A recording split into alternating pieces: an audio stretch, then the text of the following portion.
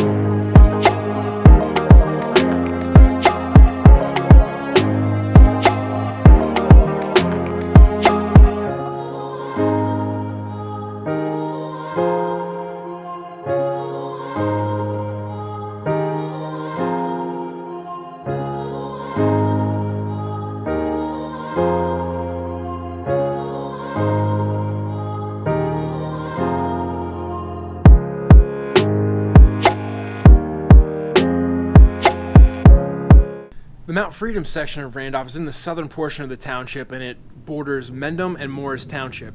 And if I had to pick what was a town center for Randolph, I would definitely pick the Mount Freedom section, and that's because that's where the grocery store Acme is, and Bereni's Old World Market.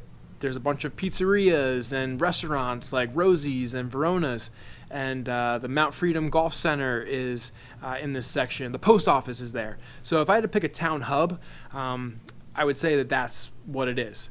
They used to have a coffee shop there, but it recently went out of business, which kind of stinks. But I'll tell you what doesn't stink, the fact that the Mount Freedom section of town actually hooks up to the Morris Township sewer system. So most of the homes in this area actually have sewer and not septic. Merry Christmas!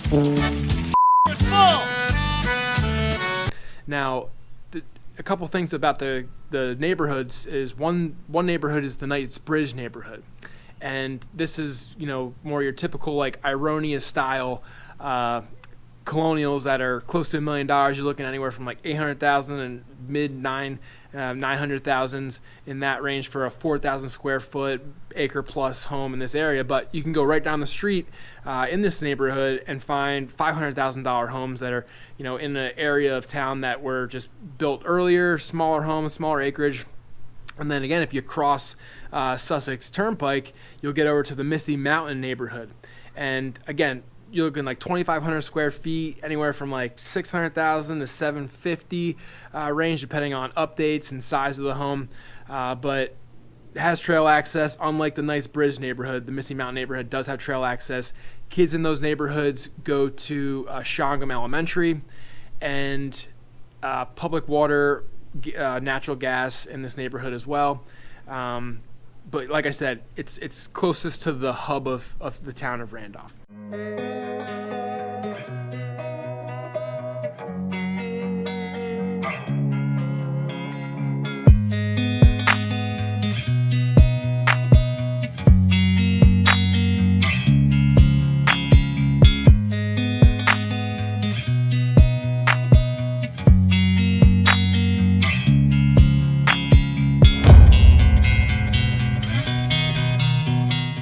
The Shongum section of Randolph Township is on the eastern part of town, and it borders Morris Township, so you do reap the benefits of that sewer agreement as well.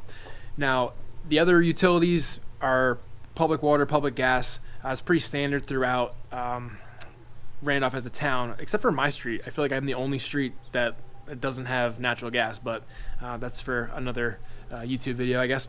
But anyway, there's also a HOA fee that goes along with the Shongum Lakes homes. It's about $655 a year annually, but it gives you access to the beach, swim lessons. There's a swim team. There's events that's hosted by the HOA. It seems like on a weekly basis, especially in the summer, from what I hear from the people who do live there. I'm kind of jealous. I wish I lived there. Just seems like a pretty cool place. Obviously has trail access. As far as price range goes, there's a good mix of different styles and size homes in this community, and it really ranges anywhere from like $500,000 to anywhere million plus. It really depends on how close you get to the lake. So the closer you get to the lake, and that's pretty much the more expensive the home is going to be. But there's also some bigger homes scattered throughout that just have like good views or something from what I could see. But if I had to pick one place that I would want to live in Randolph, that'd probably be my number one, just because I'm an outdoors guy.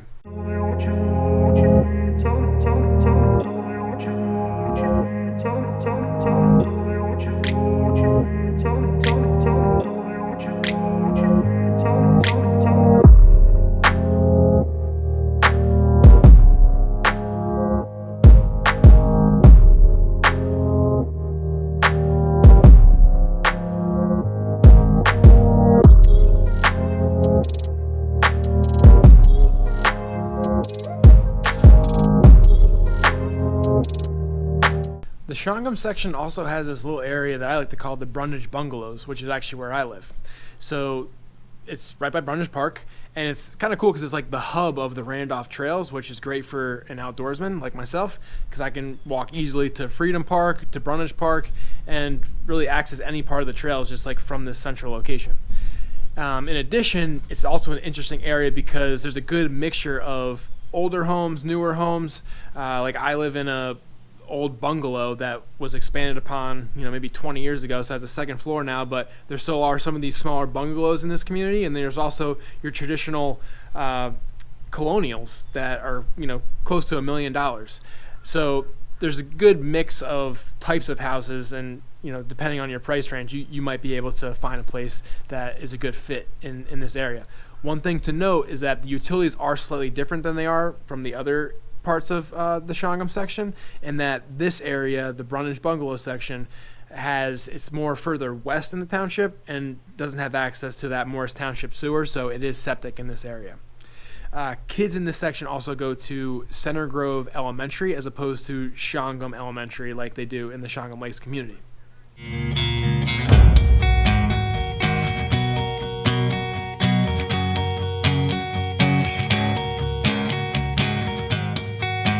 The Victory Gardens section of Randolph is in the northern part of the town, and it borders Dover, Mine Hill, Rockaway, and Denville. Route 10 also runs horizontally across it and pretty much splits it in half. So the northern part of the Victory Gardens section reaps the benefits of kind of the Rockaway Township utilities in that it actually has sewer also, which obviously isn't the case for all sections of Randolph. In addition, it's really a commuter's paradise because you could pop right on Route 10 because it's right there. There's also a wide variety of home styles and home prices in the northern section of Victory Gardens, anywhere from $400,000 to closer to $900,000, depending on if you're in a smaller house with a smaller acreage or your traditional colonial built in the 1990s. Now, another major difference between the northern part of Victory Gardens and the southern part of Victory Gardens is that North Victory Gardens Elementary School is Fernbrook. Southern part of Victory Gardens is Center Grove Elementary. Now, if you're looking for more privacy and more acreage, the southern part of Victory Gardens might be more your fit, but again, more expensive homes. So you're looking anywhere from like 4,000 square feet plus, 4 or 5 bedrooms, 3-car garage in the southern part of Victory Gardens, and an acre plus. So you might have that privacy, whereas you don't. But in the southern part of Victory Gardens, you do have septic. Another thing I forgot to mention was The County College of Morris is also included in this section, and it's one of the top-rated community colleges actually in the country. So, as far as education goes, Randolph is definitely a great place to be.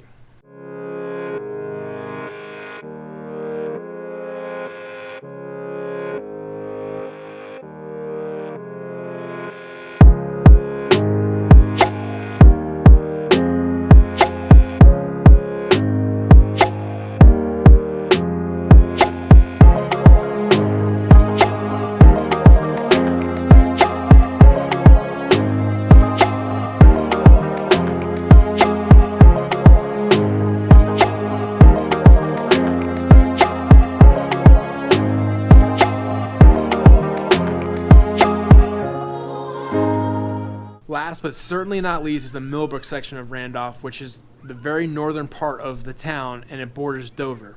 It's also the northern part of Route 10, so it has public utilities. Now, this section of town, kids go to Fernbrook Elementary. There's no trail access, but there is the West Morris YMCA, which is right down the road, and also Hedden Park, which isn't too far away also. Then, in addition to this, there's a very wide variety of home styles and prices in this section of Randolph also, which seems to be a theme throughout the whole town. But anywhere from $400,000 range to $600,000 range are homes that you'll find in this section of town.